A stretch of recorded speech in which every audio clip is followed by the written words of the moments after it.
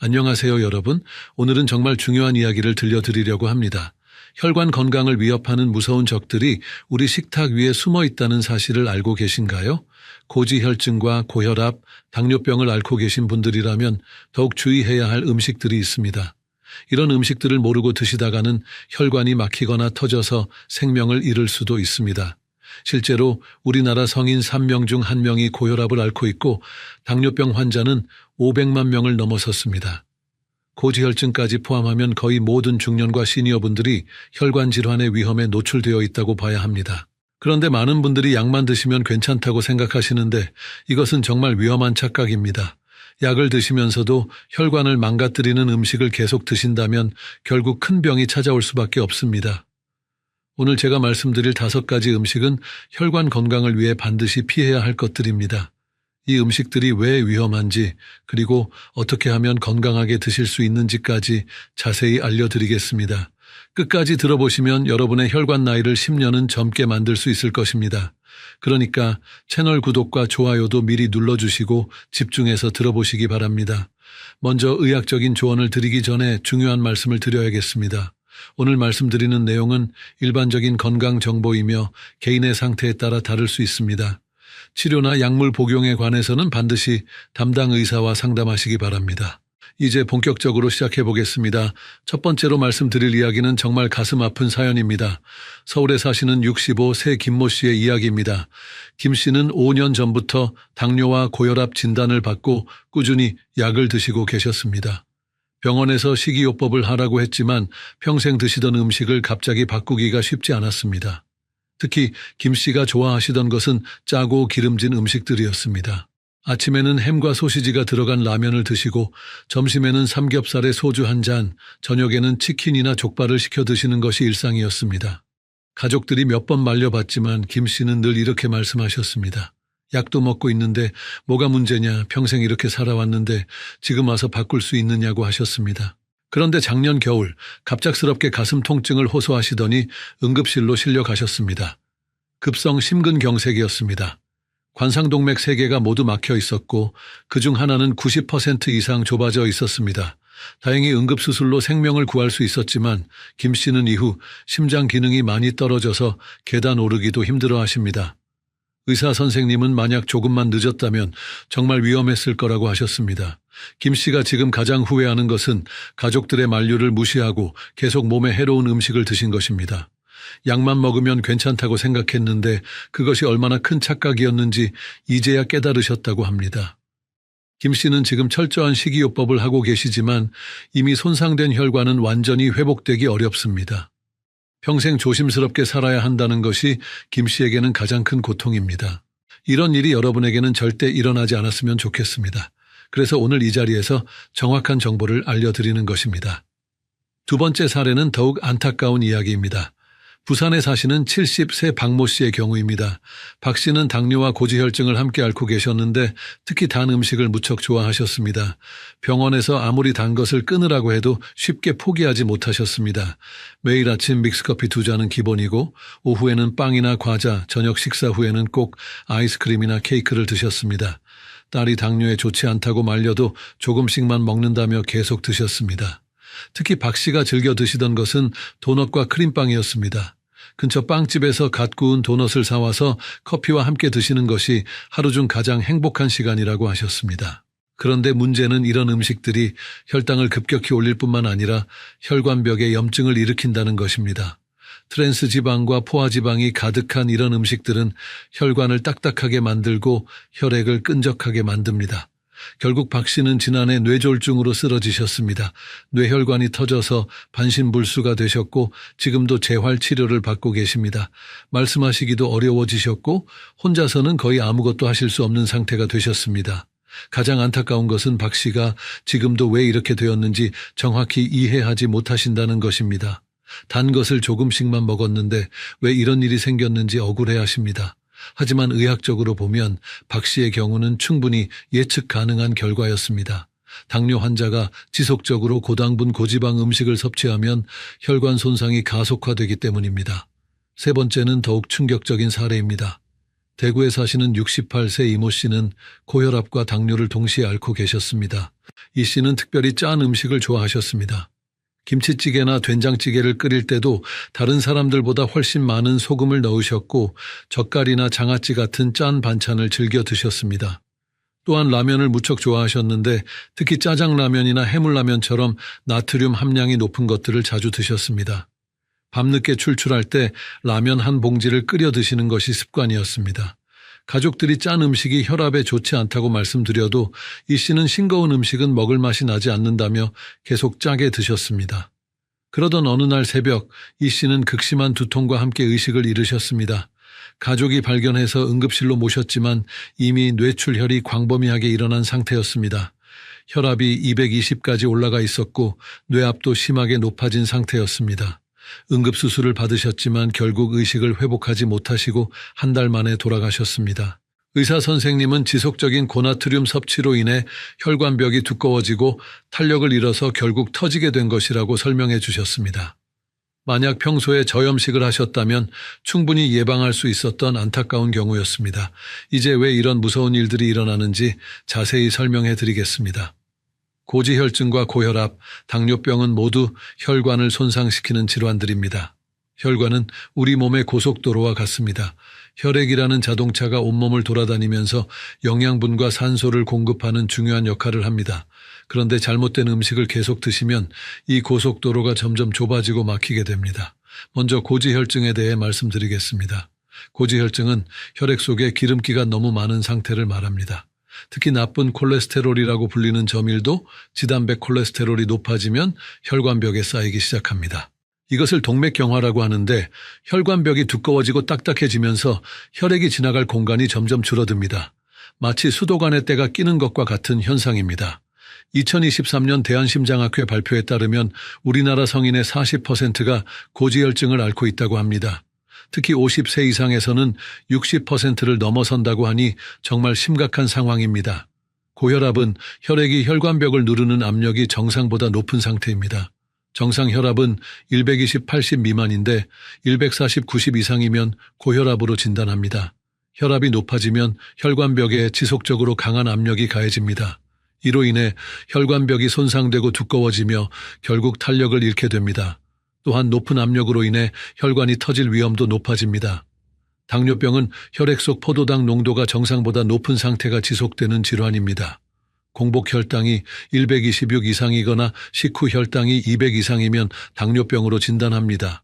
높은 혈당은 혈관벽을 직접적으로 손상시킵니다.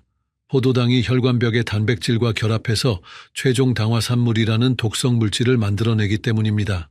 이 물질들이 혈관을 딱딱하게 만들고 염증을 일으킵니다. 더 무서운 것은 이 세 질환이 서로 영향을 주고받으면서 혈관 손상을 가속화한다는 점입니다. 당뇨가 있으면 고혈압이 생기기 쉽고 고혈압이 있으면 고지혈증이 악화되기 쉽습니다. 실제로 당뇨 환자의 70%가 고혈압을 동반하고 고혈압 환자의 50%가 당뇨나 전당뇨 상태라는 연구 결과가 있습니다. 이제 여러분이 가장 궁금해하실 5가지 위험한 음식에 대해 말씀드리겠습니다. 이 음식들은 혈관 건강을 위해서는 반드시 피하시거나 최소한으로 줄이셔야 합니다. 첫 번째로 피해야 할 음식은 가공육입니다. 햄, 소시지, 베이컨, 살라미 같은 가공육들은 혈관 건강에 최대적입니다. 가공육에는 아질산 나트륨이라는 발색제가 들어있습니다. 이 물질은 몸속에서 아질소아민이라는 발암물질로 변할 뿐만 아니라 혈관벽을 손상시킵니다. 또한 가공 과정에서 엄청난 양의 소금이 들어가기 때문에 나트륨 함량이 매우 높습니다. 한 개의 소시지에는 하루 권장 나트륨 섭취량의 30%가 들어있습니다. 아침에 라면에 햄을 넣어 드시고 점심에 샌드위치를 드시면 하루 권장량을 훨씬 넘어서게 됩니다. 또한 가공육에는 포화지방과 트랜스지방이 많이 들어있어서 혈중 콜레스테롤을 높입니다. 세계보건기구에서는 가공육을 1급 발암물질로 분류했을 만큼 위험한 식품입니다. 대신 신선한 생선이나 닭가슴살, 두부 같은 단백질 식품을 드시는 것이 좋습니다. 단백질이 필요하시다면 달걀이나 콩류를 활용하시는 것도 좋은 방법입니다. 두 번째로 피해야 할 음식은 튀긴 음식입니다. 치킨, 돈가스, 생선가스, 튀김류 등은 모두 혈관에 치명적입니다. 튀기는 과정에서 기름이 고온에 노출되면 트랜스지방이 생성됩니다. 트랜스지방은 나쁜 콜레스테롤을 높이고 좋은 콜레스테롤을 낮춰서 동맥경화를 가속화합니다. 특히 여러 번 사용한 기름으로 튀긴 음식은 더욱 위험합니다. 산화된 기름은 혈관벽에 염증을 일으키고 혈전 형성을 촉진합니다. 또한 튀긴 음식은 칼로리가 매우 높아서 비만을 유발합니다. 비만은 그 자체로 고혈압과 당뇨의 위험 인자입니다. 튀긴 음식 대신 찜이나 구이, 삶은 요리를 드시는 것이 좋습니다. 기름을 사용하실 때는 올리브 오일이나 들기름처럼 불포화 지방이 많은 기름을 소량만 사용하시기 바랍니다. 세 번째로 피해야 할 음식은 정제된 당분이 많은 음식들입니다. 케이크, 도넛, 사탕, 초콜릿, 아이스크림 등이 여기에 해당합니다. 정제당은 혈당을 급격히 올려서 췌장에 부담을 줍니다. 또한 혈당 스파이크라고 하는 급격한 혈당 상승과 하강을 반복하면서 혈관벽을 손상시킵니다. 특히 단순당은 체내에서 중성지방으로 전환되어 고지혈증을 악화시킵니다. 또한 당분이 많은 음식들은 대부분 칼로리도 높아서 체중 증가의 원인이 됩니다.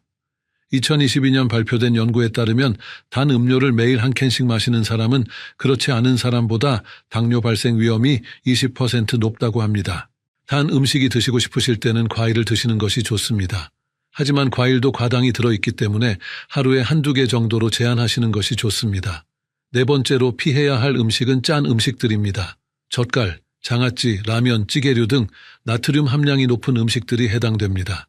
과도한 나트륨 섭취는 체내 수분 보유량을 늘려서 혈압을 상승시킵니다. 또한 혈관벽을 두꺼워지게 만들어서 탄력을 떨어뜨립니다. 우리나라 사람들의 평균 나트륨 섭취량은 하루 3,400mg으로 세계보건기구 권장량인 2,000mg의 거의 2배에 달합니다. 특히 라면 한 봉지에는 하루 권장량에 가까운 나트륨이 들어있습니다. 국물까지 다 드시면 권장량을 훨씬 넘어서게 됩니다. 나트륨을 줄이시려면 천연 조미료를 활용하시는 것이 좋습니다. 마늘, 생강, 허브, 향신료 등을 사용하시면 짜지 않게도 맛있게 드실 수 있습니다. 다섯 번째로 피해야 할 음식은 흰 밀가루로 만든 음식들입니다. 흰빵, 과자, 국수, 떡 등이 여기에 해당합니다. 정제된 탄수화물은 혈당을 급격히 올리는 특징이 있습니다. 또한 섬유질이 거의 없어서 포만감이 적어 과식하기 쉽습니다. 흰 밀가루 음식들은 대부분 혈당 지수가 높아서 당뇨 환자에게는 특히 위험합니다. 또한 칼로리는 높으면서 영양소는 부족해서 영양 불균형을 초래할 수 있습니다. 대신 현미, 귀리, 통밀빵 같은 통곡물을 드시는 것이 좋습니다. 통곡물에는 섬유질과 비타민, 미네랄이 풍부해서 혈당 상승을 완만하게 만들어줍니다. 여러분께서 좋아요와 구독 버튼을 눌러주시면 더 많은 분들에게 이런 유익한 정보를 전해드릴 수 있습니다. 건강한 정보가 더 널리 퍼질 수 있도록 도와주시기 바랍니다. 그렇다면 이제 어떻게 해야 할지 구체적인 해결책을 말씀드리겠습니다. 첫 번째 해결책은 혈관 건강에 좋은 음식으로 바꿔 드시는 것입니다. 먼저 오메가3 지방산이 풍부한 생선을 자주 드시기 바랍니다. 고등어, 삼치, 꽁치, 연어 같은 등푸른 생선에는 혈관 염증을 줄이고 혈액을 맑게 해주는 성분이 들어있습니다. 일주일에 3번 이상 생선을 드시면 심혈관 질환 위험을 30%까지 줄일 수 있다는 연구 결과가 있습니다. 구이나 찜으로 드시되 소금은 최소한만 사용하시기 바랍니다. 견과류도 혈관 건강에 매우 좋습니다. 호두, 아몬드, 잣 등에는 불포화 지방산과 비타민이 풍부해서 나쁜 콜레스테롤을 낮춰줍니다. 하루에 한 줌 정도 드시면 적당합니다. 채소와 과일을 충분히 드시는 것도 중요합니다. 특히 색깔이 진한 채소에는 항산화 성분이 많아서 혈관 노화를 막아줍니다. 시금치, 브로콜리, 당근, 토마토 등을 매일 드시기 바랍니다. 콩류도 훌륭한 단백질 공급원입니다. 두부, 된장, 콩나물 등은 식물성 단백질이 풍부하면서도 콜레스테롤 걱정이 없습니다. 또한 이소플라본이라는 성분이 혈관 건강에 도움을 줍니다. 현미나 통밀처럼 도정하지 않은 곡물을 드시는 것도 좋습니다. 섬유질이 풍부해서 혈당 상승을 완만하게 만들고 포만감을 오래 유지시켜줍니다. 두 번째 해결책은 올바른 조리법을 사용하는 것입니다. 같은 재료라도 어떻게 요리하느냐에 따라 건강에 미치는 영향이 완전히 달라집니다. 튀기는 대신 찌거나 삶아서 드시기 바랍니다. 찜 요리는 재료 본래의 맛을 살리면서도 기름기를 줄일 수 있는 최고의 조리법입니다. 찜기가 없으시면 전기밥솥을 활용하셔도 됩니다. 구이를 하실 때는 팬에 기름을 두르지 마시고 논스틱 팬이나 그릴팬을 사용하시기 바랍니다. 생선이나 닭고기는 자체 기름으로도 충분히 맛있게 구워집니다. 국이나 찌개를 끓이실 때는 멸치나 다시마로 우린 육수를 사용하시고 소금 대신 천연 조미료를 활용하시기 바랍니다. 마늘, 생강, 파 등은 맛도 좋아지고 건강에도 도움이 됩니다. 볶음 요리를 하실 때는 기름을 최소한만 사용하시고 물을 조금씩 넣어가면서 볶으시면 기름 사용량을 크게 줄일 수 있습니다. 세 번째 해결책은 식사 습관을 개선하는 것입니다. 무엇을 먹느냐도 중요하지만 어떻게 먹느냐도 마찬가지로 중요합니다. 천천히 꼭꼭 씹어서 드시기 바랍니다. 한 입에 30번 이상 씹으시면 소화도 잘 되고 포만감도 빨리 느끼실 수 있습니다. 또한 혈당 상승도 완만해집니다. 식사는 규칙적으로 하시되 과식하지 마시기 바랍니다. 배부를 때까지 드시지 마시고 8분 정도 배가 찬 상태에서 수저를 놓으시기 바랍니다. 물을 충분히 드시는 것도 중요합니다. 하루에 8잔 이상의 물을 마시면 혈액이 묽어져서 혈액순환이 좋아집니다. 식사 30분 전에 물 한 잔을 마시면 포만감도 높아져서 과식을 예방할 수 있습니다. 간식은 가능한 한 피하시고 꼭 드셔야 한다면 견과류나 과일로 대체하시기 바랍니다. 저녁 식사 후에는 아무것도 드시지 마시고 최소 3시간은 공복을 유지하시는 것이 좋습니다. 이제 계절별로 특별히 주의해야 할 점들을 말씀드리겠습니다. 계절에 따라 혈관 질환의 위험도가 달라지기 때문에 이에 맞는 관리가 필요합니다. 겨울철에는 추위로 인해 혈관이 수축하면서 혈압이 올라가기 쉽습니다. 기온이 섭씨 10도 떨어질 때마다 수축기 혈압이 평균 13 정도 상승한다는 연구 결과가 있습니다. 겨울철에는 따뜻한 물로 샤워하시고 외출할 때는 목도리와 모자를 꼭 착용하시기 바랍니다. 또한 실내 온도를 22도 정도로 유지하시는 것이 좋습니다. 겨울철에는 활동량이 줄어들면서 체중이 늘기 쉽습니다. 실내에서라도 꾸준히 운동하시고 비타민 부족이 되지 않도록 신선한 채소와 과일을 충분히 드시기 바랍니다. 봄철에는 황사나 미세먼지로 인해 혈관 염증이 악화될 수 있습니다. 미세먼지 농도가 높은 날에는 외출을 자제하시고 꼭 나가셔야 한다면 마스크를 착용하시기 바랍니다. 봄철에는 새로 나는 나물과 채소를 활용해서 겨우내 부족했던 비타민과 미네랄을 보충하시는 것이 좋습니다. 냉이, 달래, 취나물 등은 혈관 건강에 좋은 성분이 풍부합니다. 여름철에는 더위로 인해 탈수가 되기 쉽고 이는 혈액을 끈적하게 만들어서 혈전 위험을 높입니다. 충분한 수분 섭취가 특히 중요한 시기입니다. 여름철에 시원한 음료를 많이 찾게 되는데 설탕이 많이 들어간 음료는 피하시고 물이나 보리차를 드시기 바랍니다. 수박, 참외 같은 수분이 많은 과일도 좋습니다. 가을철에는 일교차가 크기 때문에 혈압 변화에 주의해야 합니다. 아침 저녁으로 옷을 적절히 조절하시고 갑작스러운 온도 변화에 노출되지 않도록 하시기 바랍니다. 가을철에는 제철 과일과 채소가 많이 나오는 시기입니다. 사과, 배, 단감, 무, 배추 등을 활용해서 영양 균형을 맞추시는 것이 좋습니다. 약물 복용에 관해서도 중요한 말씀을 드리겠습니다. 고혈압, 당뇨, 고지혈증 약물은 의사의 지시에 따라 정확한 시간에 복용하시는 것이 매우 중요합니다. 혈압약은 대부분 아침에 복용하는 것이 효과적입니다. 혈압은 아침에 가장 높아지기 때문에 이 시간에 맞춰서 약효가 나타나도록 하는 것입니다. 당뇨약은 종류에 따라 복용 시간이 다릅니다. 식전에 복용하는 약과 식후에 복용하는 약이 있으니 의사나 약사의 설명을 정확히 들으시고 지켜주시기 바랍니다. 고지혈증 약은 주로 저녁에 복용합니다. 콜레스테롤 합성이 밤에 가장 활발하기 때문에 이 시간에 약효가 나타나도록 하는 것입니다. 약을 복용하시면서도 정기적으로 검사를 받으셔야 합니다. 혈압은 가정에서도 매일 측정하시고 혈당과 콜레스테롤은 3개월마다 검사 받으시기 바랍니다. 약의 부작용이 나타날 수도 있으니 평소와 다른 증상이 있으시면 즉시 의사와 상담하시기 바랍니다. 임의로 약을 중단하거나 용량을 조절하시면 위험할 수 있습니다. 이제 여러분이 자주 궁금해하시는 질문들에 대해 답변 드리겠습니다. 첫 번째 질문은 혈압이 정상이면 약을 끊어도 되는지에 관한 것입니다. 많은 분들이 혈압이 정상으로 나오면 약을 끊으시려고 하는데 이는 매우 위험한 생각입니다. 혈압약은 복용하고 있기 때문에 혈압이 정상으로 유지되는 것입니다. 약을 끊으면 다시 혈압이 올라갈 가능성이 매우 높습니다. 약물 중단은 반드시 의사와 상의해서 결정하셔야 합니다. 간혹 생활습관 개선만으로도 혈압이 조절되는 경우가 있지만 이런 경우에도 단계적으로 약을 줄여가면서 신중하게 관리해야 합니다. 두 번째 질문은 당뇨 환자도 과일을 먹어도 되는지에 관한 것입니다.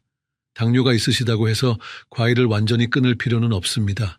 다만 종류와 양을 조절하셔야 합니다.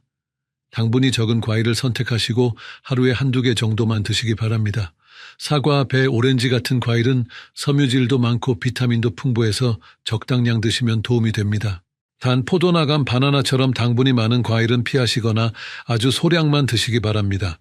과일 주스는 당분이 농축되어 있으니 가능한 피하시고 드시더라도 물에 희석해서 드시기 바랍니다. 세 번째 질문은 콜레스테롤이 높으면 계란을 먹으면 안 되는지에 관한 것입니다. 예전에는 계란 노른자에 콜레스테롤이 많다고 해서 피하라고 했지만 최근 연구에서는 다른 결과가 나오고 있습니다. 음식으로 섭취하는 콜레스테롤보다는 몸에서 만들어지는 콜레스테롤이 더 큰 영향을 미친다는 것이 밝혀졌습니다. 하루에 계란 한두 개 정도는 드셔도 문제 없습니다. 오히려 계란은 양질의 단백질과 비타민이 풍부한 훌륭한 식품입니다. 다만 기름에 볶거나 튀기지 마시고 삶아서 드시거나 찜으로 해서 드시기 바랍니다. 네 번째 질문은 운동을 얼마나 해야 하는지에 관한 것입니다. 혈관 건강을 위해서는 꾸준한 유산소 운동이 가장 중요합니다. 일주일에 5번, 한 번에 30분씩 걷기 운동을 하시는 것부터 시작하시기 바랍니다. 처음에는 천천히 걷다가 점차 속도를 높여서 약간 숨이 찰 정도로 걸으시면 됩니다. 수영이나 자전거 타기, 등산 같은 운동도 좋습니다. 중요한 것은 강도보다는 꾸준함입니다. 무리하지 마시고 자신의 체력에 맞춰서 조금씩 늘려가시기 바랍니다. 근력 운동도 일주일에 2-3번은 하시는 것이 좋습니다. 아령이나 헬스장에 가지 않으셔도 집에서 스쿼트나 팔굽혀펴기 같은 운동으로도 충분합니다. 마지막으로 오늘 배운 내용을 간단히 정리해 드리겠습니다. 혈관 건강을 위해 피해야 할 5가지 음식은 가공육, 튀긴 음식, 단 음식, 짠 음식, 흰 밀가루 음식입니다. 이런 음식들 대신 생선, 채소, 과일, 견과류, 통곡물을 드시고 찜이나 삶기 같은 건강한 조리법을 사용하시기 바랍니다. 또한 천천히 꼭꼭 씹어서 드시고 과식하지 마시는 것도 중요합니다. 앞으로 일주일 동안 실천해 보실 수 있는 간단한 도전을 제안드립니다. 첫째, 하루에 물 8잔 이상 마시기. 안녕하세요. 오늘은 정말 중요한 이야기를 해드리려고 합니다. 아침에 잠에서 깨어난 직후에 절대로 해서는 안 되는 행동들에 대해 말씀드리겠습니다. 많은 분들이 전혀 모르고 계시는 사실이지만 기상 직후 몇 분간은 우리 몸이 가장 위험한 상태에 놓여 있습니다. 이 시간에 잘못된 행동을 하면 정말로 생명을 잃을 수도 있습니다. 여러분은 매일 아침에 일어나자마자 무엇을 하시나요? 혹시 침대에서 벌떡 일어나서 화장실로 급하게 달려가시나요? 아니면 바로 스마트폰을 집어들고 뉴스나 날씨를 확인하시나요? 어떤 분들은 일어나자마자 차가운 물을 벌컥벌컥 마시거나 바로 운동복을 입고 밖으로 나가시기도 합니다. 또 어떤 분들은 알람이 울리자마자 바로 일어나서 서둘러 아침 준비를 시작하시죠. 하지만 이런 행동들은 모두 매우 위험합니다. 특히 60살 이상의 시니어분들에게는 더욱 치명적일 수 있습니다. 실제로 응급실에 실려오는 환자들 중 상당수가 아침 시간대에 발생하는 사고들입니다. 심근경색, 뇌졸중, 낙상사고 등이 아침에 집중적으로 일어납니다. 왜 그런지, 우리 몸에서 어떤 일이 일어나는지, 그리고 어떻게 해야 안전한지 오늘 아주 자세히 알려드리겠습니다. 이 영상을 끝까지 보시면 여러분의 소중한 생명을 지킬 수 있는 중요한 방법들을 배우실 수 있습니다. 정말 간단한 방법들이지만 효과는 엄청납니다. 국내 한 대학병원의 연구에 따르면 아침 6시부터 10시 사이에 발생하는 응급 상황이 전체의 42%를 차지한다고 합니다. 이는 결코 우연이 아닙니다. 우리 몸의 생체 리듬과 깊은 관련이 있습니다. 특히 혈압과 심박수, 혈액점도 등이 아침에 급격하게 변하기 때문입니다. 또 다른 연구에서는 기립성 저혈압으로 인한 실신이 아침 시간대에 집중적으로 나타난다고 보고했습니다. 65세 이상에서는 5명 중 1명이 이런 경험을 한다고 합니다. 하지만 대부분의 사람들이 이를 단순한 어지럼증 정도로 생각하고 넘어갑니다. 먼저 이 영상은 의학적 진단이나 치료를 대신하지 않습니다. 건강정보 제공 목적으로 제작되었으며 개인의 건강 상태에 따라 다를 수 있습니다. 궁금한 점이나 증상이 있으시면 반드시 전문의와 상담하시기 바랍니다. 지금부터 들려드릴 이야기들은 실제로 일어난 일들을 바탕으로 재구성한 것입니다. 여러분과 가족들의 소중한 생명을 지키기 위해 끝까지 집중해서 시청해 주세요. 그리고 주변 분들에게도 꼭 알려주시기 바랍니다. 72세의 김 할아버지는 평생 건강관리에 신경을 많이 쓰셨습니다. 젊을 때부터 담배도 술도 하지 않으셨고 규칙적인 운동을 하며 살아오셨습니다. 매일 새벽 5시에 일어나서 동네 공원에서 1시간씩 걷기 운동을 하는 것이 30년간의 습관이었습니다. 주변 사람들도 김 할아버지를 보고 건강의 모범이라고 칭찬했습니다. 그날도 평소와 같이 새벽 5시에 휴대폰 알람이 울렸습니다. 김 할아버지는 평소 습관대로 알람 소리와 함께 벌떡 일어났습니다. 하지만 그 순간 이상한 느낌이 들었습니다. 머리가 띵하면서 심한 어지럼증이 느껴졌습니다. 눈앞이 캄캄해지면서 다리에 힘이 빠졌습니다. 김 할아버지는 균형을 잃고 비틀거렸습니다. 다행히 침대 옆에 있던 서랍장을 붙잡고 넘어지지는 않았습니다. 하지만 가슴이 두근두근 빨리 뛰고 식은땀이 흘렀습니다. 숨이 가빠오면서 불안한 마음이 들었습니다. 이런 증상은 처음 경험하는 것이었습니다. 하지만 김 할아버지는 이런 증상을 대수롭지 않게 생각했습니다. 아마 어제 늦게 잠들어서 그런 것 같다고 스스로를 위로했습니다. 잠시 침대에 앉아서 숨을 고른 후 평소대로 운동복을 입고 집을 나섰습니다. 집에서 공원까지는 걸어서 10분 정도의 거리였습니다. 공원에 도착한 김 할아버지는 평소처럼 가벼운 준비 운동을 시작했습니다. 목과 어깨를 돌리고 허리를 굽혔다 펴는 동작을 했습니다. 하지만 몸을 숙였다가 일으키는 순간 다시 심한 어지럼증이 몰려왔습니다. 이번에는 앞서보다 훨씬 심했습니다. 김 할아버지는 그대로 쓰러지고 말았습니다. 의식을 잃고 바닥에 넘어진 것입니다. 다행히 함께 운동하던 이웃 할머니가 빨리 발견하고 구급차를 불러주었습니다. 응급실로 실려간 김 할아버지는 1시간 후에야 의식을 되찾았습니다. 담당 의사는 김 할아버지에게 기립성 저혈압이라고 설명했습니다. 잠에서 깬 직후에는 우리 몸의 혈압과 심박수가 매우 불안정한 상태라고 했습니다. 이때 갑작스럽게 일어나거나 움직이면 뇌로 가는 혈액이 부족해져 실신할 수 있다고 경고했습니다. 특히 나이가 들수록 혈관의 탄력성이 떨어져 더욱 위험하다고 설명했습니다. 의사는 김 할아버지에게 앞으로는 기상 후 충분한 시간을 두고 천천히 일어나라고 조언했습니다. 최소한 5분에서 10분 정도는 침대에서 몸을 서서히 깨운 후 일어나야 한다고 했습니다. 그리고 운동 전에도 충분한 준비 시간을 가져야 한다고 강조했습니다. 김 할아버지는 이후 의사의 조언을 철저히 따랐습니다. 매일 아침 알람이 울려도 바로 일어나지 않았습니다. 먼저 누운 채로 눈을 뜨고 3분간 기다렸습니다. 이때 가볍게 손목과 발목을 돌리고 무릎을 구부렸다 펴는 동작을 반복했습니다. 그 다음 상체를 일으켜 침대에 앉은 자세를 취하고 2분간 더 기다렸습니다. 마지막으로 침대 가장자리에 앉아서 발을 바닥에 내려놓고 1분간 더 기다린 후에야 천천히 일어났습니다. 이런 방법을 사용한 후로는 어지럼증이 완전히 사라졌습니다. 김 할아버지는 지금도 건강하게 매일 운동을 하고 계십니다. 다만 기상 후 몇 분간의 여유를 두는 것만으로 위험한 상황을 완전히 피할 수 있었습니다. 김 할아버지는 지금 이 경험을 주변 사람들에게 적극적으로 알리고 있습니다. 단순해 보이는 방법이지만 생명을 구할 수 있는 소중한 지식이라고 말씀하십니다. 실제로 김 할아버지 덕분에 비슷한 상황을 예방한 이웃들이 여러 명 계십니다. 반면에 비슷한 상황에서 다른 선택을 한 분의 안타까운 이야기도 있습니다. 68세의 박할머니는 평소 고혈압으로 혈압약을 꾸준히 복용하고 계셨습니다. 약을 잘 드셔서 혈압은 정상 범위로 잘 조절되고 있었습니다. 자녀들과도 가까운 곳에 살면서 손자 손녀들을 자주 돌봐주시는 다정한 할머니셨습니다. 어느 날 새벽 4시쯤 갑작스럽게 전화벨이 울렸습니다. 딸에게서 온 전화였는데 초등학생인 손자가 갑자기 열이 많이 나고 토를 해서 응급실에 데려가야 한다는 내용이었습니다. 하지만 딸의 남편은 출장 중이어서 혼자서는 어려운 상황이었습니다. 박할머니에게 도움을 요청하는 전화였습니다. 박할머니는 손자 걱정에 잠이 확 깼습니다. 마음이 급해진 할머니는 전화를 받자마자 침대에서 벌떡 일어났습니다. 평소 같으면 천천히 일어나셨겠지만 손자 생각에 그런 여유가 없었습니다. 급하게 옷을 갈아입고 가방을 챙겼습니다. 하지만 옷을 갈아입는 중에 박할머니는 이상한 증상을 느꼈습니다. 머리가 어지럽고 가슴이 답답했습니다. 평소에 없던 증상이었지만 손자가 급하다는 생각에 대수롭지 않게 넘겼습니다. 빨리 차를 몰고 딸네 집으로 가야 한다는 생각뿐이었습니다.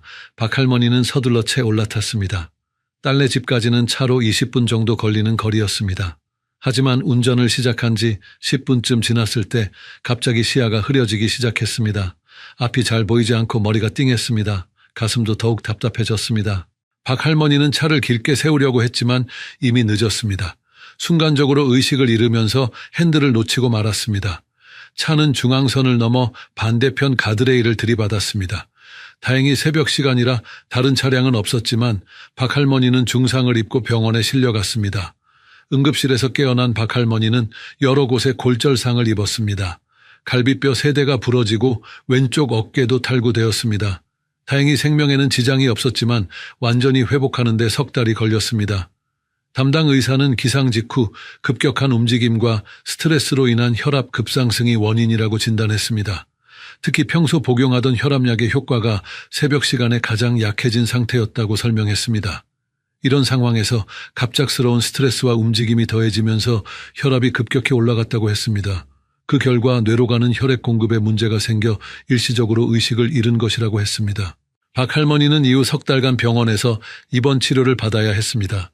손자를 도우러 가려던 마음이 오히려 더 큰 사고를 불러온 것입니다. 정작 손자는 단순한 감기 증상이었는데 할머니가 더 큰 위험에 처하게 된 안타까운 상황이었습니다. 만약 박 할머니가 전화를 받은 후에도 몇 분간 침착하게 기다렸다면 어땠을까요? 기상 후 충분한 시간을 두고 천천히 준비했다면 이런 사고는 막을 수 있었을 것입니다. 응급 상황이라고 해서 자신의 안전을 무시해서는 안 된다는 교훈을 남긴 사례입니다. 박 할머니는 지금 완전히 회복하셨지만 그때의 경험을 잊지 않고 계십니다. 아무리 급한 일이 있어도 기상 후에는 반드시 몇 분간 기다리는 것을 원칙으로 삼고 계십니다.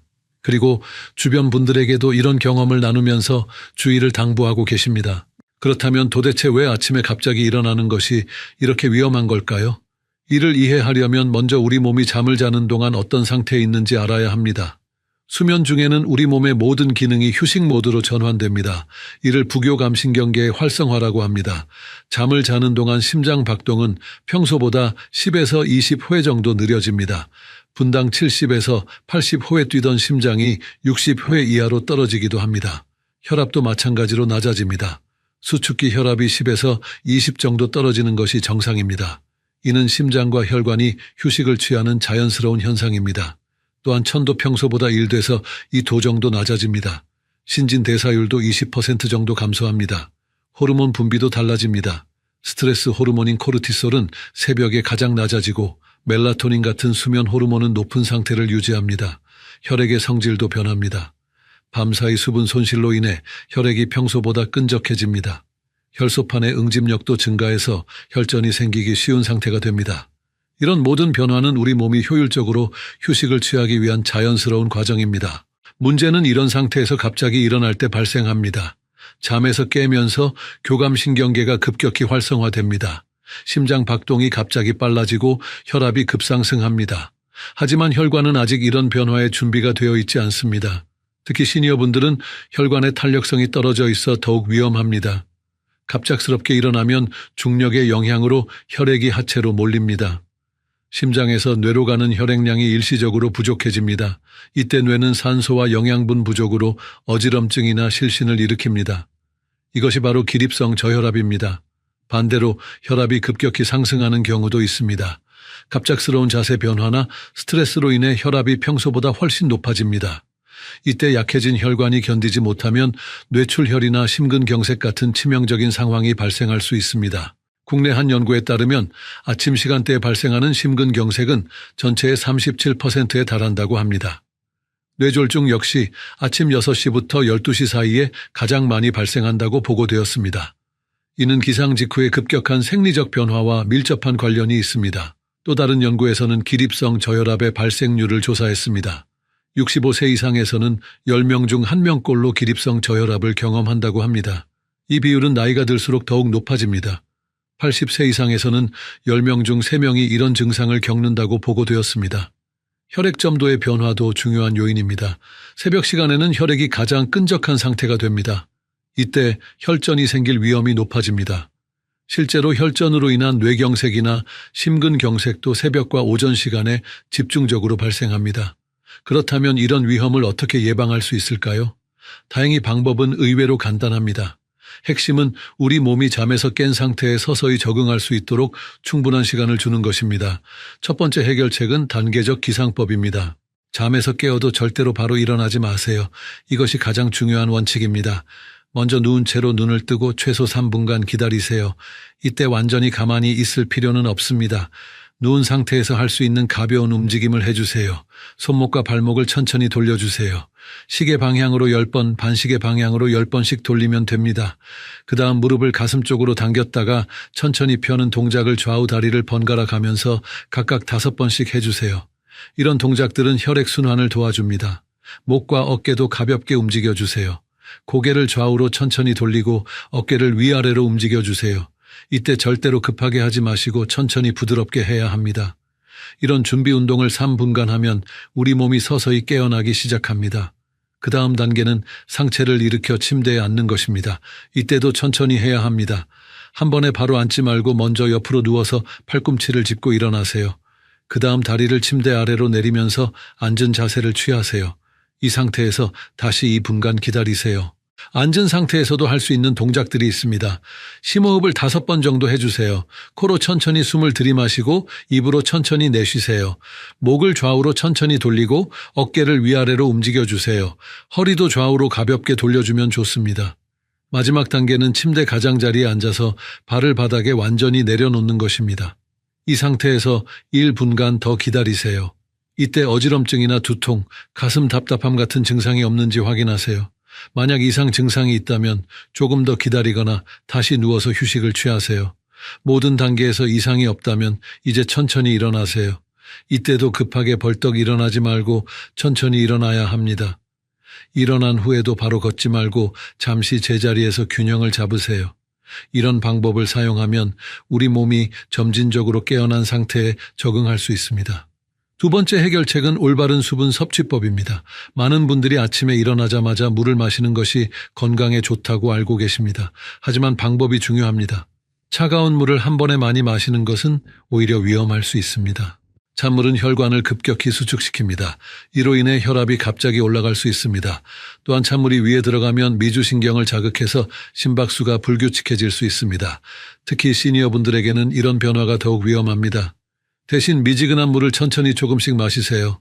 물의 온도는 청과 비슷한 36도에서 38도 정도가 적당합니다. 손목에 대어봤을 때 미지근하게 느껴지는 정도면 됩니다. 한 번에 많이 마시지 말고 한 모금씩 천천히 마시세요. 밤사이 몸에서 빠져나간 수분을 서서히 보충하는 것이 목적입니다. 처음에는 100ml 정도만 마시고 15분 후에 다시 마시세요. 이렇게 조금씩 나누어 마시면 우리 몸이 수분 변화에 천천히 적응할 수 있습니다. 아침에 마시는 물에 소금을 조금 넣는 것도 좋은 방법입니다. 물 한 컵에 소금 한 꼬집 정도면 충분합니다. 이렇게 하면 전해질 균형을 맞춰주어 혈압을 안정시키는 데 도움이 됩니다. 특히 혈압약을 복용하시는 분들에게 도움이 될 수 있습니다. 카페인이 들어간 커피나 차는 기상 후 30분 이후에 마시는 것이 좋습니다. 카페인은 심장 박동을 빠르게 하고 혈압을 올릴 수 있습니다. 아직 몸이 완전히 깨어나지 않은 상태에서는 부담이 될 수 있습니다.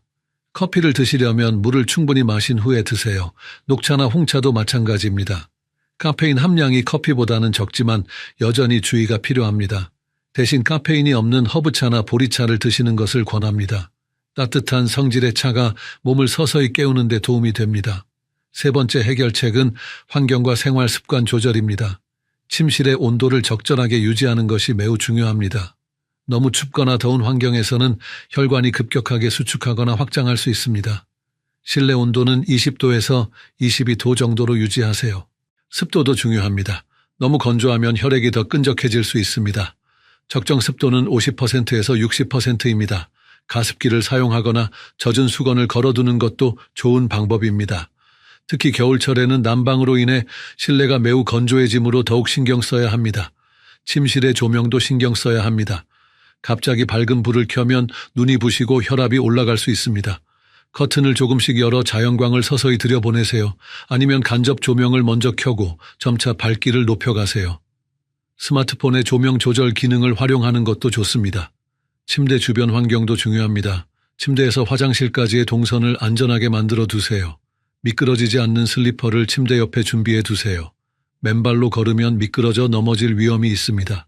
특히 겨울철에는 바닥이 차갑기 때문에 혈관이 수축할 수 있습니다. 야간 조명도 설치하는 것이 좋습니다. 완전히 어두운 상태에서 갑자기 불을 켜면 눈이 부시고 혈압이 올라갈 수 있습니다. 센서 등이나 무드 등을 설치해서 은은한 불빛을 유지하세요. 이렇게 하면 밤에 화장실을 갈 때도 안전합니다. 알람 소리도 중요합니다. 너무 큰 소리나 자극적인 소리는 스트레스 호르몬을 급격히 증가시킵니다. 자연스러운 소리나 부드러운 멜로디로 설정하세요. 볼륨도 적당히 조절해서 깜짝 놀라지 않을 정도로 맞추세요. 스마트폰의 점진적 알람 기능을 활용하는 것도 좋습니다. 잠자리에 들기 전 준비도 중요합니다. 저녁 식사는 잠자리에 들기 3시간 전에 마치세요. 너무 늦게 먹으면 소화 때문에 숙면을 취하기 어렵습니다. 카페인이나 알코올도 오후 6시 이후에는 피하세요. 이런 것들이 수면의 질을 떨어뜨려 아침 기상을 더 어렵게 만듭니다. 계절별로도 주의할 점들이 다릅니다. 겨울철에는 실내외 온도 차이가 매우 큽니다. 따뜻한 실내에서 갑자기 추운 바깥으로 나가면 혈관이 급격히 수축합니다. 이때 혈압이 크게 올라가 뇌출혈이나 심근경색의 위험이 높아집니다. 겨울 아침에는 외출 전에 충분한 준비 시간을 두세요. 외출하기 전에 실내에서 몸을 충분히 따뜻하게 하세요. 옷을 여러 겹 입어 보온을 유지하고 목과 손목 같은 부위를 특히 따뜻하게 하세요. 목도리와 장갑, 모자를 꼭 착용하세요. 실내에서 간단한 준비 운동을 하는 것도 도움이 됩니다. 제자리에서 가볍게 발걸음을 하거나 팔다리를 움직여 주세요. 이렇게 하면 혈액순환이 좋아져 갑작스러운 온도 변화에 대응할 수 있습니다. 외출 직전에 따뜻한 물을 한 모금 마시는 것도 좋습니다. 여름철에는 또 다른 주의점이 있습니다. 밤사이 땀으로 인해 체내 수분이 많이 빠져나갑니다. 아침에 일어나면 혈액이 평소보다 끈적해져 있을 수 있습니다. 이런 상태에서 갑작스럽게 움직이면 혈전이 생길 위험이 있습니다. 여름 아침에는 수분 보충을 더욱 신경 써야 합니다. 하지만 너무 차가운 물은 피하고 미지근한 물을 마시세요. 에어컨이 켜진 방에서 잠을 잤다면 실내외 온도 차이에도 주의해야 합니다. 외출 전에 에어컨을 끄고 잠시 기다린 후 나가는 것이 좋습니다. 에어컨 바람을 직접 쐬고 잠을 자는 것도 피해야 합니다. 혈액순환이 나빠져 아침에 몸이 더 뻣뻣해질 수 있습니다. 에어컨은 간접적으로 시원하게 하고 선풍기나 서큘레이터로 공기를 순환시키는 것이 좋습니다. 봄과 가을에는 일교차가 큽니다. 밤에는 춥고 낮에는 따뜻해서 천 조절이 어려울 수 있습니다. 이런 계절에는 침실 온도를 일정하게 유지하는 것이 더욱 중요합니다. 잠자리에서 온도 조절이 쉬운 얇은 이불을 여러 장 준비하는 것이 좋습니다. 약물을 복용하고 계신 분들은 더욱 세심한 주의가 필요합니다. 혈압약을 드시는 분들은 아침에 약 효과가 가장 약해진 상태입니다. 보통 혈압약은 24시간 지속되지만 새벽 시간에는 효과가 떨어집니다. 이때 갑작스럽게 움직이면 혈압이 급격히 변할 수 있습니다. 혈압약 복용 시간을 조절하는 것도 고려해 볼 수 있습니다. 저녁에 복용하면 아침 시간 혈압 조절에 더 도움이 될 수 있습니다. 하지만 이는 반드시 담당 의사와 상담한 후 결정해야 합니다. 임의로 복용 시간을 바꾸면 오히려 위험할 수 있습니다. 당뇨약을 복용하시는 분들도 주의가 필요합니다. 밤사이 혈당이 떨어진 상태에서 갑작스럽게 움직이면 저혈당 증상이 나타날 수 있습니다. 어지럼증, 식은땀, 손떨림 등이 나타날 수 있습니다. 아침에 일어나면 먼저 혈당을 확인하고 필요시 간단한 간식을 드세요. 혈당이 낮다면 오렌지 주스나 사탕 같은 단순당을 섭취하세요. 하지만 너무 많이 먹으면 혈당이 급격히 올라갈 수 있으니 주의해야 합니다. 평소 혈당 관리를 잘 하시는 분이라도 아침에는 특별히 신경 써야 합니다. 수면제나 신경안정제를 복용하시는 분들은 약물 효과가 아침까지 남아있을 수 있습니다. 평소보다 어지럼증이 심하거나 균형 감각이 떨어질 수 있습니다. 이런 분들은 더욱 천천히 일어나야 하고 충분한 시간을 두고 움직여야 합니다. 약물 복용에 대해서는 반드시 전문의와 상담하시기 바랍니다. 개인의 건강 상태와 복용 약물에 따라 주의사항이 다를 수 있습니다. 정기적으로 병원을 방문해서 약물 효과와 부작용을 점검받으세요. 자주 받는 질문들에 대해 자세히 답변해 드리겠습니다. 첫 번째 질문은 몇 시간 정도 자야 아침에 안전하게 일어날 수 있는가입니다. 시니어분들에게는 7시간에서 8시간의 수면이 적당합니다. 너무 적게 자면 몸이 충분히 회복되지 않아 더 위험할 수 있습니다. 수면 시간이 부족하면 혈압 조절 능력이 떨어집니다. 또한 혈액의 점도도 높아져서 혈전 위험이 증가합니다. 반대로 너무 많이 자는 것도 좋지 않습니다. 9시간 이상 자면 오히려 몸이 무거워지고 기상 후 어지럼증이 심해질 수 있습니다. 중요한 것은 수면의 질입니다. 깊은 잠을 자야 아침에 상쾌하게 일어날 수 있습니다. 잠자리 환경을 개선하고 규칙적인 수면 패턴을 유지하세요. 매일 같은 시간에 자고 같은 시간에 일어나는 것이 중요합니다. 두 번째 질문은 낮잠을 자도 같은 주의가 필요한가입니다. 네, 낮잠 후에도 마찬가지로 주의해야 합니다. 비록 밤잠보다는 덜 깊게 자지만 여전히 혈압과 심박수의 변화가 있습니다. 특히 1시간 이상의 긴 낮잠 후에는 더욱 조심해야 합니다. 낮잠은 30분 이내로 하는 것이 좋습니다. 너무 오래 자면 깊은 잠에 빠져서 깨어나기 어려워집니다. 또한 밤잠에도 영향을 줄 수 있습니다. 낮잠 후에도 천천히 일어나고 몇 분간 앉아서 기다린 후 활동을 시작하세요. 세 번째 질문은 규칙적인 운동을 하면 아침 기상이 더 쉬워지는가입니다. 네, 규칙적인 운동은 심혈관 건강을 개선해 기립성 저혈압을 예방하는 데 도움이 됩니다. 특히 유산소 운동은 혈압 조절 능력을 향상시킵니다. 하지만 운동 시간을 잘 조절해야 합니다. 잠자리에 들기 3시간 전에는 운동을 마쳐야 합니다. 운동 직후에는 교감신경이 활성화되어 있어 잠들기 어려울 수 있습니다. 또한 운동 후 천이 높아진 상태에서는 숙면을 취하기 어렵습니다. 운동 강도도 중요합니다. 너무 격렬한 운동은 오히려 해롭습니다. 시니어분들에게는 가벼운 산책이나 수영, 요가 같은 운동이 적합합니다. 일주일에 3회에서 4회, 한 번에 30분에서 45분 정도가 적당합니다. 네 번째 질문은 혈압약을 복용하면 아침 기상이 더 위험한가입니다. 약물의 종류에 따라 다릅니다.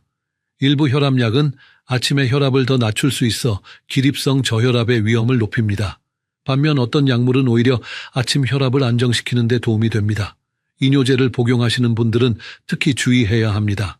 이뇨제는 체내 수분을 빼내는 작용을 하므로 탈수 위험이 있습니다. 아침에 일어나면 평소보다 혈액이 더 끈적할 수 있습니다. 충분한 수분 섭취가 더욱 중요합니다. 베타 차단제를 복용하시는 분들도 주의가 필요합니다. 이 약물은 심박수를 늦추는 작용을 합니다. 갑작스럽게 일어나면 심박수가 적절히 증가하지 못해 어지럼증이 심할 수 있습니다. 더욱 천천히 일어나는 것이 중요합니다. 오늘 배운 내용을 다시 한번 정리해 보겠습니다. 아침에 잠에서 깨어도 절대로 바로 일어나지 마세요. 이것이 가장 중요한 원칙입니다. 누운 채로 3분, 앉아서 2분, 침대 가장자리에서 1분간 기다린 후 천천히 일어나세요. 이 간단한 방법만으로도 생명을 위협하는 상황을 예방할 수 있습니다. 두 번째로 수분 섭취를 올바르게 하세요. 찬물 대신 미지근한 물을 조금씩 천천히 마시세요. 카페인이 든 음료는 30분 후에 드시고 물에 소금을 조금 넣어 전해질 균형을 맞춰주세요. 세 번째로 환경을 안전하게 조성하세요. 실내 온도와 습도를 적절하게 유지하고 조명을 서서히 밝게 하며 미끄러지지 않는 슬리퍼를 준비해 두세요. 계절별 특성을 고려해서 옷차림과 실내 환경을 조절하세요. 앞으로 7일간 오늘 배운 방법을 실천해 보세요. 처음에는 번거롭게 느껴질 수 있지만 곧 자연스러운 습관이 될 것입니다. 단 몇 분의 여유만 있으면 위험한 상황을 완전히 예방할 수 있습니다. 여러분의 건강과 안전을 위해 꼭 실천해 주세요. 가족들에게도 이 방법을 꼭 알려주시기 바랍니다. 특히 혼자 사시는 시니어분들께는 더욱 중요한 정보입니다. 작은 관심과 실천으로 큰 사고를 예방할 수 있습니다. 건강한 아침이 건강한 하루의 시작입니다. 이 영상이 도움이 되셨다면 좋아요 버튼을 꼭 눌러주세요. 더 많은 분들이 이 중요한 정보를 볼 수 있도록 도움을 주세요. 그리고 구독과 알림 설정을 해주시면 앞으로도 유용한 건강 정보를 계속 받아보실 수 있습니다. 댓글로 여러분의 경험이나 궁금한 점을 남겨주세요. 가능한 한 자세히 답변해 드리겠습니다. 함께 건강한 노년을 만들어 나가요. 다음 주에는 아침 식사 전에 절대 하지 말아야 할 위험한 행동들에 대해 알려드리겠습니다. 많은 분들이 건강에 좋다고 생각하고 하는 행동들 중에도 실제로는 매우 위험한 것들이 있습니다. 공복 상태에서 하면 안 되는 운동이나 약물 복용 등에 대해 자세히 다룰 예정입니다. 놓치지 마시고 다음 주에도 꼭 시청해 주세요. 다시 한번 강조드리지만 이 영상의 내용은 의학적 진단이나 치료를 대신하지 않습니다. 건강에 관한 정보 제공이 목적이며 개인의 건강 상태에 따라 적용 방법이 다를 수 있습니다. 구체적인 건강 문제나 약물 복용에 관해서는 반드시 전문의와 상담하시기 바랍니다. 안녕하세요 여러분. 오늘은 우리 식탁에서 빠질 수 없는 마늘에 대해 이야기해 보겠습니다. 매일 드시는 마늘이 정말 안전한지 궁금하셨죠? 잘못 먹으면 간에 무리가 갈 수도 있고 치매 위험이 높아질 수도 있다는 사실을 아시나요? 오늘 이 영상을 보시면 충격적인 진실을 알게 되실 거예요. 마늘은 우리나라 사람들이 가장 많이 먹는 향신료 중 하나입니다. 하루 평균 15g씩 먹는다고 합니다.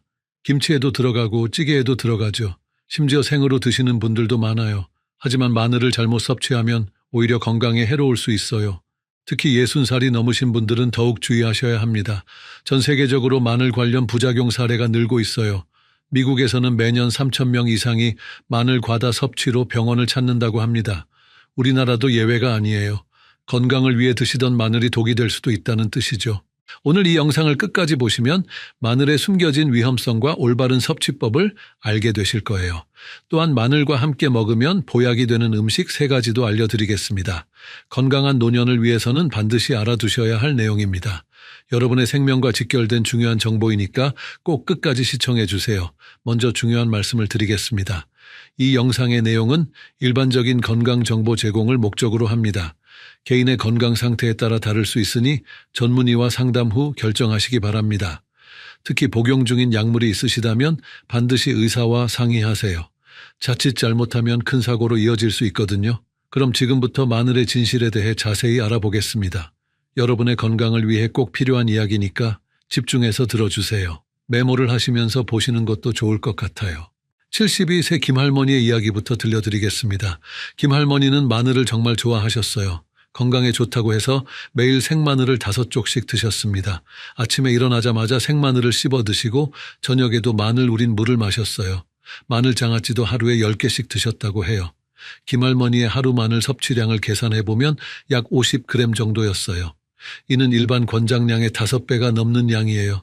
주변 사람들이 너무 많이 드신다고 걱정했지만 할머니는 들으려 하지 않으셨어요. 건강식품이니까 많이 먹을수록 좋다고 생각하셨거든요. 처음에는 감기도 안 걸리고 몸이 든든한 느낌이었습니다. 주변 사람들도 할머니가 건강해 보인다고 칭찬했어요. 피부도 좋아지고 혈색도 좋아졌다고 하셨어요. 그래서 더욱 마늘을 많이 드시게 되었어요. 마늘의 효과를 실감하고 계셨거든요. 그런데 6개월이 지나면서 이상한 증상들이 나타나기 시작했습니다.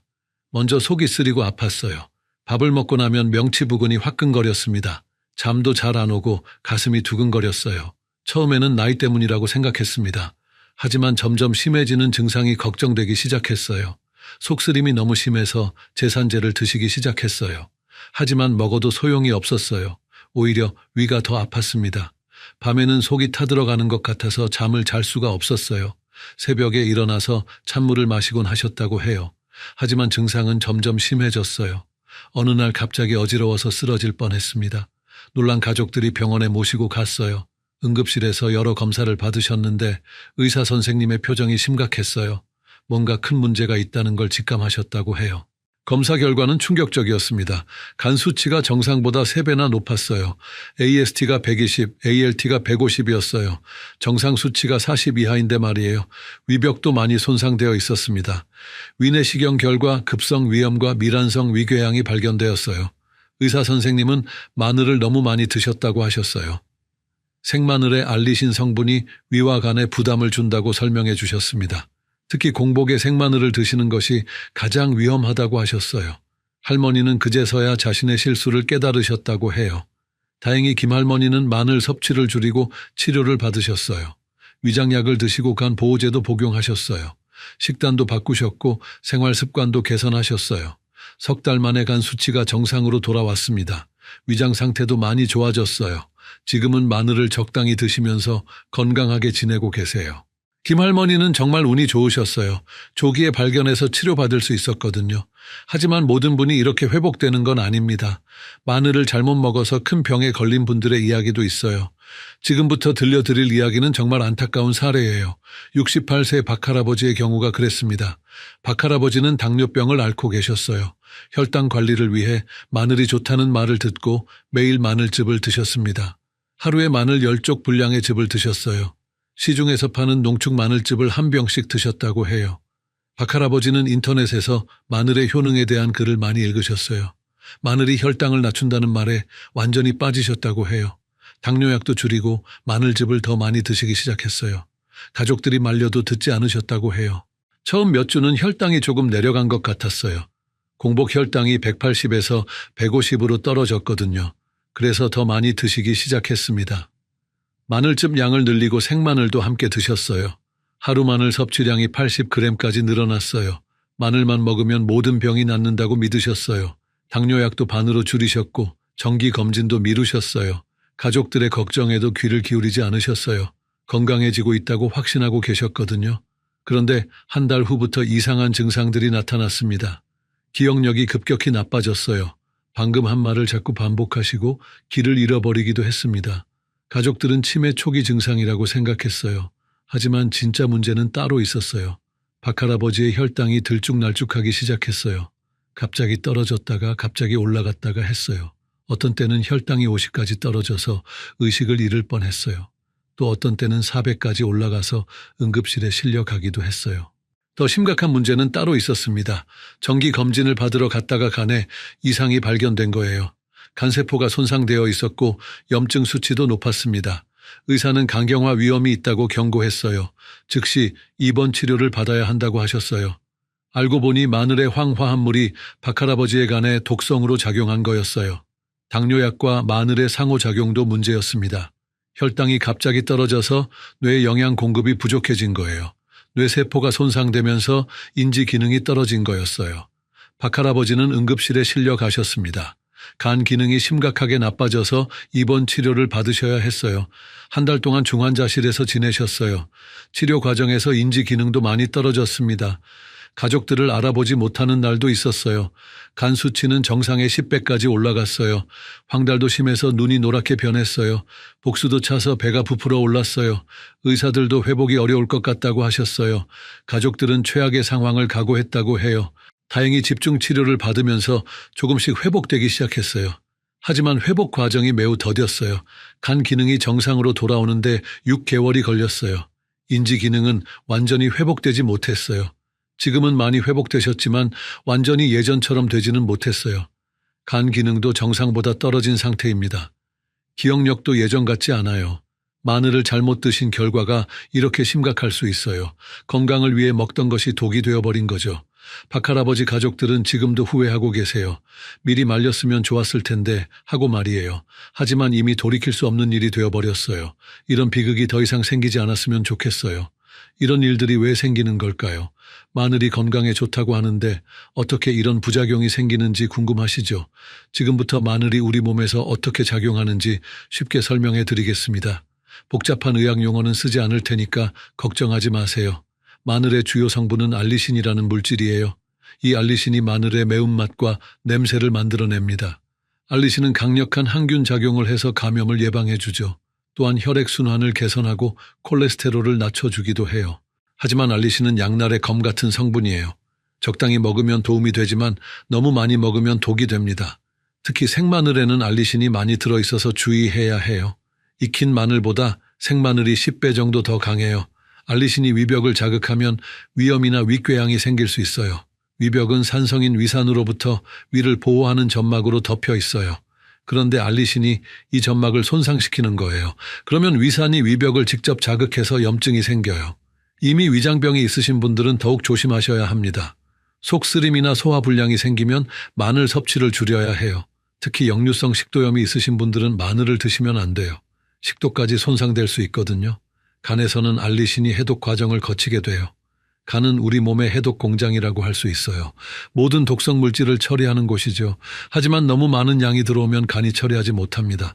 그러면 간세포가 손상되고 염증이 생겨요. 간세포가 손상되면 간 기능이 떨어져요. 단백질 합성이 안 되고 해독 작용도 제대로 안 돼요. 황달이 생기고 복수가 차기도 해요. 심하면 간경화나 간암으로 발전할 수도 있어요. 실제로 2023년 서울대학교 연구에 따르면 하루에 마늘 20g 이상 먹는 사람들의 간암 발생률이 2배 높았어요. 마늘을 많이 먹는다고 해서 무조건 좋은 건 아니라는 뜻이에요. 적당량을 지키는 것이 중요해요. 혈액에도 영향을 줍니다. 마늘은 혈액을 묽게 만드는 작용을 해요. 이를 항근고 작용이라고 해요. 적당하면 혈전 예방에 도움이 되지만 과하면 출혈 위험이 높아져요. 특히 외상을 입었을 때 피가 멈추지 않을 수 있어요. 평소에 혈액순환 개선제나 혈전 방지약을 드시는 분들은 출혈 위험이 높아질 수 있어요. 와파린이나 아스피린 같은 약물과 마늘을 함께 먹으면 위험해요. 뇌출혈이나 위장출혈이 생길 수 있거든요. 뇌에서는 혈당이 급격히 변하면서 문제가 생겨요. 마늘이 혈당을 낮추는 효과가 있는데 당뇨약과 함께 먹으면 저혈당이 올 수 있습니다. 저혈당은 뇌세포 손상을 일으켜서 치매 위험을 높여요. 뇌는 포도당만을 에너지원으로 사용해요. 혈당이 너무 떨어지면 뇌세포들이 굶어 죽게 되는 거예요. 한번 죽은 뇌세포는 재생되지 않아요. 그래서 인지 기능이 떨어지고 기억력이 나빠지는 거죠. 또한 마늘에 들어있는 황화합물들이 뇌혈관에 영향을 줄 수 있어요. 혈관을 확장시키는 작용을 하는데 과하면 뇌압이 높아져요. 두통이나 어지러움이 생길 수 있고 심하면 뇌출혈 위험도 있어요. 그럼 마늘을 어떻게 먹어야 안전할까요? 첫 번째 해결책은 적정량을 지키는 거예요. 하루에 마늘 2쪽에서 3쪽 정도가 적당합니다. 이는 약 6g에서 9g 정도예요. 이 정도면 마늘의 좋은 효과는 얻으면서 부작용은 피할 수 있어요. 세계보건기구에서도 마늘 1일 권장량을 9g으로 정하고 있어요. 이는 수많은 연구를 통해 검증된 안전한 양이에요. 이 양을 넘지 않으시면 걱정하지 않으셔도 돼요. 생마늘보다는 익힌 마늘을 드시는 게 좋아요. 열을 가하면 알리신이 줄어들면서 자극이 덜해집니다. 마늘을 볶거나 구워서 드시면 소화도 잘 되고 부작용도 적어요. 찜질방에서 파는 구운 마늘 같은 것이 좋은 예예요. 마늘을 익힐 때는 중간 불에서 천천히 익히세요. 너무 센 불에서 익히면 영양소가 파괴될 수 있어요. 기름에 볶을 때는 올리브 오일을 사용하시면 더 좋아요. 올리브 오일의 항산화 성분이 마늘의 효과를 높여줘요. 공복에는 절대 드시지 마세요. 빈속에 마늘을 먹으면 위벽이 직접 자극받아서 염증이 생겨요. 반드시 식사와 함께 드시거나 식후에 드세요. 특히 아침 공복에 생마늘을 드시는 건 정말 위험해요. 식사 중간에 드시는 것이 가장 좋아요. 다른 음식들이 위벽을 보호해 주거든요. 밥이나 빵 같은 탄수화물과 함께 드시면 위산 분비도 조절돼요. 두 번째 해결책은 마늘과 상극인 음식을 피하는 거예요. 술과 마늘을 함께 먹으면 간에 무리가 갑니다. 두 가지 모두 간에서 해독해야 하는 물질이라서 부담이 커져요. 간이 과로하게 되면서 손상될 위험이 높아져요. 특히 소주나 맥주와 마늘을 함께 드시는 분들이 많은데 정말 위험해요. 알코올과 알리신이 만나면 독성이 더 강해져요. 숙취도 심해지고 간 손상도 커져요. 매운 음식과도 함께 먹지 마세요. 고추나 생강 같은 자극적인 음식과 마늘을 함께 먹으면 위장 부담이 2배가 됩니다. 특히 역류성 식도염이 있으신 분들은 조심하세요. 식도에 염증이 생길 수 있어요. 김치를 드실 때도 주의하세요. 김치에는 이미 마늘이 많이 들어있어요. 김치를 많이 드시면서 추가로 마늘을 드시면 과량 섭취가 될 수 있어요. 하루에 김치 반 공기 정도만 드시는 게 좋아요. 카페인이 든 음료와도 궁합이 안 좋아요. 커피나 녹차를 마신 후에는 1시간 정도 간격을 두고 마늘을 드세요. 둘 다 혈압에 영향을 주기 때문이에요. 혈압이 갑자기 오르거나 내릴 수 있어서 위험해요. 특히 고혈압 약을 드시는 분들은 더욱 조심하세요. 혈압약과 마늘, 카페인이 함께 작용하면 혈압이 너무 떨어질 수 있어요. 어지러움이나 실신이 생길 수 있거든요. 세 번째 해결책은 마늘과 함께 먹으면 좋은 음식을 활용하는 거예요. 이제 여러분이 가장 궁금해하시는 마늘과 궁합이 좋은 음식 3가지를 알려드리겠습니다. 이 음식들과 함께 드시면 마늘의 좋은 효과는 높이고 부작용은 줄일 수 있어요. 첫 번째는 돼지고기입니다. 돼지고기에 들어있는 비타민 B1이 마늘의 알리신과 만나면 알리티아민이라는 물질이 만들어져요. 이 성분은 피로 회복에 정말 좋습니다. 특히 만성 피로에 시달리시는 분들에게 도움이 돼요. 비타민 B1은 우리 몸의 에너지 대사에 꼭 필요한 성분이에요. 탄수화물을 에너지로 바꾸는 역할을 해요. 마늘과 함께 먹으면 흡수율이 2배 이상 높아져요. 그래서 피로가 빨리 회복되는 거예요. 돼지고기의 단백질은 마늘의 자극을 완화해 주기도 해요. 위벽을 보호하는 역할을 합니다. 그래서 마늘을 먹을 때 고기와 함께 먹으면 속이 덜 쓰려요. 아미노산이 위산을 중화시켜 주거든요. 조리할 때는 마늘을 먼저 볶아서 향을 내고 고기를 넣으세요. 너무 센 불보다는 중간 불에서 천천히 볶는 게 좋아요. 그러면 마늘의 매운맛은 줄고 고소한 맛은 살아나요. 기름기가 많은 부위보다는 안심이나 등심을 사용하세요. 돼지고기를 삶아서 드시는 것도 좋은 방법이에요.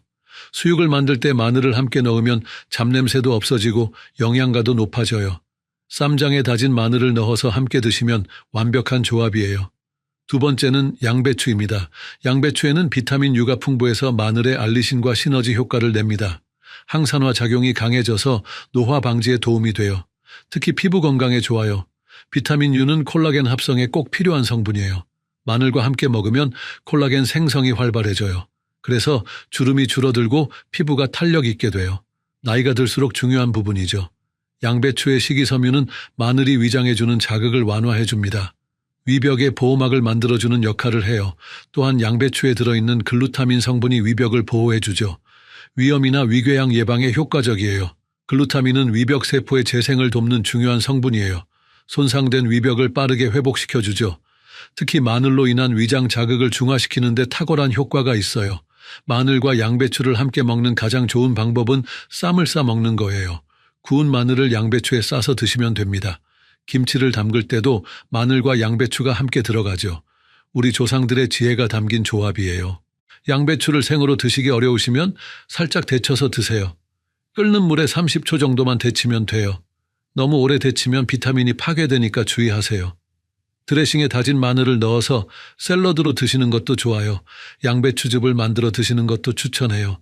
양배추와 사과, 마늘 한쪽을 함께 갈아서 드시면 맛도 좋고 건강에도 좋아요. 하루에 한 잔 정도가 적당해요. 세 번째는 토마토입니다. 토마토의 리코펜 성분과 마늘의 알리신이 만나면 혈관 건강에 아주 좋아요. 동맥경화 예방 효과가 2배로 높아집니다. 특히 심혈관 질환 예방에 탁월한 효과가 있어요. 리코펜은 강력한 항산화 성분이에요. 활성산소를 제거해서 혈관벽의 손상을 막아줘요. 마늘의 알리신도 혈관을 확장시키는 작용을 해요. 두 성분이 만나면 혈액순환이 획기적으로 개선돼요. 토마토의 산 성분이 마늘의 황화합물을 중화시켜주기도 해요. 그래서 마늘 냄새도 덜 나고 소화도 잘 됩니다. 특히 혈압이 높으신 분들에게 좋은 조합이에요. 혈압을 자연스럽게 낮춰주거든요. 2023년 이탈리아 연구에 따르면 토마토와 마늘을 함께 먹는 사람들의 심근경색 발생률이 40% 낮았다고 해요. 정말 놀라운 효과죠. 조리할 때는 토마토를 먼저 볶아서 리코펜을 활성화시키세요. 그 다음에 다진 마늘을 넣고 함께 볶으면 됩니다. 올리브 오일을 사용하면 영양소 흡수율이 더 높아져요. 리코펜은 기름과 함께 먹어야 잘 흡수되거든요. 토마토 소스를 만들 때 마늘을 넣는 것도 좋은 방법이에요. 파스타나 피자에 사용하시면 맛도 좋고 건강에도 좋아요. 토마토 주스에 마늘 한쪽을 갈아 넣어서 드시는 것도 추천해요. 혹시 영상이 도움이 되셨다면 좋아요 버튼을 눌러주세요. 구독과 알림 설정도 해주시면 건강 정보를 빠르게 받아보실 수 있어요. 여러분의 건강한 노년을 위해 더 좋은 정보들을 준비하고 있습니다. 계절별로 마늘 섭취 시 주의사항도 알려드릴게요. 봄에는 새 마늘이 나오는 시기예요. 새 마늘은 수분이 많고 매운맛이 덜해서 먹기 좋습니다. 하지만 보관이 어려우니까 빨리 드세요. 새 마늘은 냉장고에 보관하시고 일주일 이내에 드시는 게 좋아요. 봄 마늘은 알리신 함량이 상대적으로 낮아서 조금 더 드셔도 괜찮아요. 하지만 그래도 하루 4쪽을 넘지는 마세요. 새 마늘로 장아찌를 담그시는 분들이 많은데 소금 간을 너무 세게 하지 마세요. 여름에는 더위 때문에 입맛이 없을 때가 많아요. 이때 마늘을 많이 드시는 분들이 계시는데 주의하세요. 여름에는 위장이 약해져서 마늘 자극을 더 크게 받습니다. 찬 음식을 많이 드시면서 위가 차가워진 상태에서 마늘을 드시면 더 위험해요. 여름에는 마늘을 익혀서 드시는 게 좋아요. 냉면에 생마늘을 많이 넣어 드시는 분들이 있는데 배탈이 날 수 있어요. 대신 마늘 기름을 만들어서 사용하시거나 구운 마늘을 조금씩 넣어서 드세요. 가을에는 햇마늘이 많이 나와요. 이때 마늘을 말려서 겨울에 먹을 분량을 준비하시죠. 말린 마늘은 생마늘보다 자극이 적어서 좋습니다. 말리는 과정에서 알리신이 줄어들거든요. 가을 마늘은 당분이 많아서 단맛이 나요. 구워 드시면 정말 맛있어요. 하지만 당분이 많다고 해서 많이 드시면 안 돼요. 당뇨가 있으신 분들은 특히 조심하세요. 겨울에는 면역력이 떨어지기 쉬워요. 마늘의 항균 작용이 도움이 되지만 과용하면 안 됩니다. 특히 감기약과 함께 먹을 때는 조심하세요. 일부 감기약과 마늘이 상호작용을 일으킬 수 있어요. 겨울에는 따뜻한 음식과 함께 드시는 게 좋아요. 국물 요리에 마늘을 넣어서 드시면 몸도 따뜻해지고 영양도 좋아요. 하지만 너무 많이 넣지는 마세요. 약물 복용 시 주의사항도 중요해요. 혈압약을 드시는 분들은 마늘 섭취량을 줄이세요. 마늘이 혈압을 더 낮출 수 있어서 어지러움이 생길 수 있어요. 특히 에이스 억제제나 칼슘 채널 차단제를 드시는 분들은 주의하세요. 혈압약과 마늘을 함께 드시면 혈압이 급격히 떨어질 수 있어요. 기립성 저혈압이 생겨서 갑자기 일어날 때 쓰러질 수 있어요. 혈압을 자주 재시면서 조절하세요. 당뇨약을 드시는 분들도 조심하세요. 마늘이 혈당을 낮추는 효과가 있어서 저혈당 위험이 있습니다. 혈당을 자주 측정하시고 의사와 상의하세요. 특히 인슐린을 사용하시는 분들은 더욱 주의하셔야 해요. 메트포르민이나 설포니루레아 계열 당뇨약과 마늘이 함께 작용하면 혈당이 너무 떨어질 수 있어요. 손떨림이나 식은땀이 나면 즉시 당분을 섭취하세요. 혈액순환 개선제나 아스피린을 드시는 분들은 더욱 주의하세요. 마늘과 함께 먹으면 출혈 위험이 높아집니다. 수술 전에는 마늘 섭취를 중단하세요. 최소 일주일 전부터는 드시지 마세요. 와파린을 복용하시는 분들은 정기적으로 혈액 검사를 받으세요. 혈액 응고 시간이 길어질 수 있어요. 치과 치료를 받으실 때도 미리 말씀드리세요. 이제 여러분이 자주 묻는 질문들에 답해 드리겠습니다. 첫 번째 질문은 마늘 냄새를 없애는 방법이에요. 마늘을 먹고 나서 우유를 마시면 냄새가 줄어들어요. 우유의 단백질이 황화합물을 중화시켜 주거든요. 우유는 찬 것보다 미지근한 것이 더 효과적이에요. 한 컵 정도 천천히 마시세요. 요구르트도 비슷한 효과가 있어요. 유산균이 냄새를 분해해 주거든요. 사과나 레몬을 먹는 것도 도움이 됩니다. 이런 과일의 효소가 마늘 냄새를 분해해 주거든요. 사과는 껍질째 드시는 게 좋아요. 레몬은 즙을 내서 물에 타서 드시면 돼요. 녹차를 마시는 것도 좋은 방법이에요. 녹차의 카테킨 성분이 냄새를 없애줘요. 하지만 마늘을 드신 직후에는 피하세요. 1시간 정도 지나서 드시는 게 좋아요. 페퍼민트 잎을 씻거나 페퍼민트 차를 마시는 것도 효과적이에요. 상쾌한 향이 마늘 냄새를 가려줘요. 파슬리를 씹는 것도 도움이 돼요. 두 번째 질문은 마늘 알레르기에 관한 거예요. 마늘을 먹고 나서 입 주변이 따갑거나 설사를 한다면 알레르기일 수 있어요. 이런 증상이 있으면 마늘 섭취를 중단하세요. 심한 경우 호흡곤란이나 두드러기가 생길 수도 있어요. 마늘 알레르기는 생각보다 흔해요. 전체 인구의 3% 정도가 마늘 알레르기를 가지고 있다고 해요. 나이가 들수록 더 생기기 쉬워요. 면역 체계가 변하면서 생기는 거예요. 알레르기 반응이 의심되면 알레르기 검사를 받아보세요. 혈액 검사나 피부 반응 검사를 통해 확인할 수 있어요. 확진되면 마늘이 들어간 모든 음식을 피해야 해요. 세 번째 질문은 흑마늘과 일반 마늘의 차이점이에요. 흑마늘은 일반 마늘을 발효시킨 거예요. 발효 과정에서 알리신이 줄어들어서 자극이 덜합니다. 그래서 위장이 약한 분들도 드실 수 있어요. 흑마늘은 항산화 성분이 일반 마늘보다 2배 정도 많아요. 폴리페놀이나 플라보노이드 같은 성분들이 풍부해져요. 면역력 강화에도 더 효과적이에요. 하지만 당분이 많아져서 당뇨병이 있으신 분들은 조심하세요. 혈당 관리가 어려워질 수 있어요. 적당량을 드시는 게 중요합니다. 하루에 2쪽 정도가 적당해요. 흑마늘의 가격이 비싸다고 해서 무조건 좋은 건 아니에요. 일반 마늘도 충분히 좋은 효과가 있어요. 자신의 체질과 건강 상태에 맞게 선택하시면 돼요. 네 번째 질문은 마늘즙과 생마늘 중 어느 게 좋은지예요. 시판되는 마늘즙은 농도가 진해서 부작용 위험이 높아요. 한 병에 마늘 수십 쪽 분량이 들어있거든요. 생마늘을 적당량 드시는 게 더 안전합니다. 마늘즙을 드시고 싶으시면 직접 만드세요. 마늘 2쪽에 물 1컵을 넣고 믹서에 갈아서 드시면 돼요. 시중 제품보다 훨씬 안전해요. 마늘 분말이나 캡슐도 있는데 성분 함량을 확인하고 드세요. 너무 농축된 제품은 피하시는 게 좋아요. 천연 그대로가 가장 안전해요. 지금까지 마늘의 올바른 섭취법에 대해 말씀드렸어요. 핵심을 3줄로 정리해 드릴게요. 첫째, 하루 마늘 섭취량은 2쪽에서 3쪽이 적당합니다. 둘째, 생마늘보다는 익힌 마늘이 안전해요. 셋째, 돼지고기, 양배추, 토마토와 함께 드시면 효과가 좋습니다. 마늘은 분명히 좋은 식품이에요. 하지만 과유불급이라는 말이 있잖아요. 너무 많이 먹으면 독이 될 수 있어요. 적당히 드시면서 건강한 식단을 유지하시는 게 중요해요. 여러분도 오늘부터 올바른 방법으로 마늘을 드셔보세요. 7일 동안 실천해 보시면 몸의 변화를 느끼실 거예요. 건강한 노년을 위해서는 올바른 식습관이 정말 중요합니다. 마늘 하나로도 이렇게 큰 차이가 날 수 있어요. 무엇보다 중요한 건 균형 잡힌 식단이에요. 마늘만 먹는다고 건강해지는 건 아니거든요. 다양한 영양소를 골고루 섭취하시면서 마늘을 보조적으로 활용하세요. 규칙적인 운동도 함께 하시면 더 좋아요. 마늘의 혈액순환 개선 효과와 운동이 만나면 시너지 효과가 나거든요. 하루에 30분씩만 걸어도 큰 도움이 돼요. 스트레스 관리도 잊지 마세요. 아무리 좋은 음식을 먹어도 스트레스가 많으면 소용없어요. 마음의 평안을 유지하시면서 즐겁게 드시는 게 중요해요. 다음 주에는 양파의 숨겨진 위험성에 대해 알려드릴 예정이에요. 양파도 잘못 먹으면 혈압에 문제가 생길 수 있거든요. 또 한간에 무리를 줄 수도 있어요. 놓치지 마시고 시청해 주세요. 구독과 좋아요도 잊지 마시고요. 여러분의 건강한 노년을 위해 더욱 유용한 정보들을 준비하겠습니다. 다시 한번 말씀드리지만 이 영상의 내용은 일반적인 정보 제공 목적입니다. 개인의 건강 상태에 따라 다를 수 있으니 전문의와 상담하시기 바랍니다.